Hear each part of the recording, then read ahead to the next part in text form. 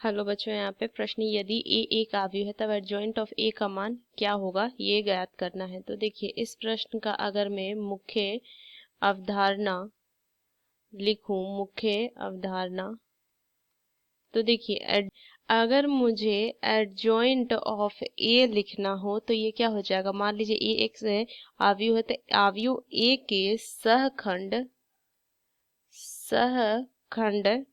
आव्यूह का परिवृत्त सहखंड, तो ये ए के सहखंड आव्यूह का परिवृत्त होता है जॉइंट ऑफ ए। तो सहखंड आव्यूह अगर मैं लिखूं, सहखंड आव्यूह, तो क्या हो जाएगा सी आई जे बराबर ऋण 1 गुना आई जोड़ में जे गुना में एम आई जे। देखिए एम आई जे क्या होता है, जहां एम आई जे जो होता है वो होता है, अगर मान लीजिए कि ए कोई आव्यूह है तो उसके अवयव क्या हो जाए ए आई जे, तो ये हो जाएगा ए आई जे का उपसारणिक। लिखेंगे ये उपसारणिक होता है। बाकी हम इस प्रश्न को हल करते हुए समझते हैं। तो देखिए चलिए इस प्रश्न को हल करते हैं। तो देखिए मान लें कि ये जो दिया हुआ है, ये मुझे ए दिया हुआ इस तरीके से ऋण 1 ऋण 2 ऋण 2 2 1 ऋण 2 2 ऋण 2 1 ये दिया हुआ है। तो इसका अगर मैं सहखंड अवयव देख लूं तो यहाँ से लिखेंगे सहखंड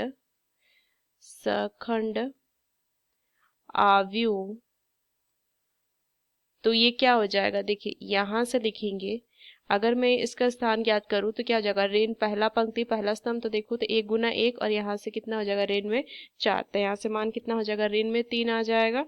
तो यहाँ से अगर मैं और ज्ञात करूं तो यहाँ से मान कितना आ जाएगा, फिर यहाँ से मान आ जाएगा ऋण में 6, फिर यहाँ से ऋण में 6, फिर अगर मैं देखूं इधर तो कितना हो जाएगा दूसरा पंक्ति पहला स्तंभ, फिर यहाँ से मान कितना आ जाएगा 6 3 6, फिर यहाँ से अगर मैं देख लूंगी तो यहाँ से कितना मान आ जाएगा इसका पहला स्तंभ तीसरा पंक्ति, तो यहाँ से अगर इसको क्रॉस करेंगे तो मान आ जाएगा यहाँ से ऋण में यहाँ 4 और 2 कितना हो जाएगा 6, तो यहाँ से मान 6 आ जाएगा। उस तरीके से ये ऋण में 6 और ये 3 आ जाएगा।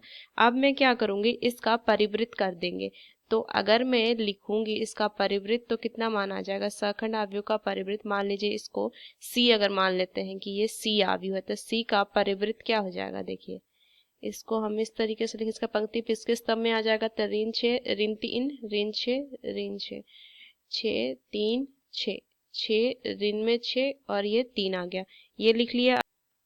और यही मेरा क्या हो जाएगा एडजॉइंट ऑफ ए हो जाएगा, इसको लिखेंगे। अब देखिए इसको अगर मैं लिखूं एडजॉइंट ऑफ ए में से, अगर देखिए ए में 3 बाहर ले लूं तो यहाँ से क्या बच जाएगा, यहाँ से आ जाएगा ऋण में 1 2 2 ऋण में 2 1 ऋण में 2 और ये ऋण में 2 2 1, ये मान आ जाएगा ए का, ये मान आ गया जॉइंट का। अब देखिए ये मिलाऊं अगर मैं तो इसको ए का परिवृत्त पहले ज्ञात कर लेते हैं।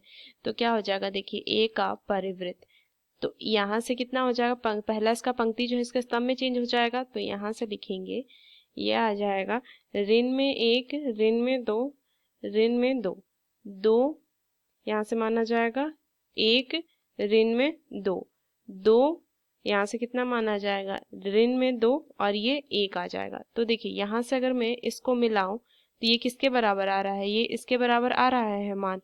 तो यहाँ से मैं क्या कह सकती हूँ कि एडजॉइंट ऑफ ए जो है वो 3 गुना ए का परिवृत्त है, ये मैं लिख सकती हूँ। यहाँ से मान इसका परिवृत्त है, तो देखिए यहाँ से कौन सा विकल्प हो जाएगा 3 गुना ए का परिवृत्त डी विकल्प। तो इस मुख्य अवधारणा का इस्तेमाल करके मैंने इस प्रश्न को हल किया। आशा करते हैं प्रश्न आपको समझ में आया। धन्यवाद।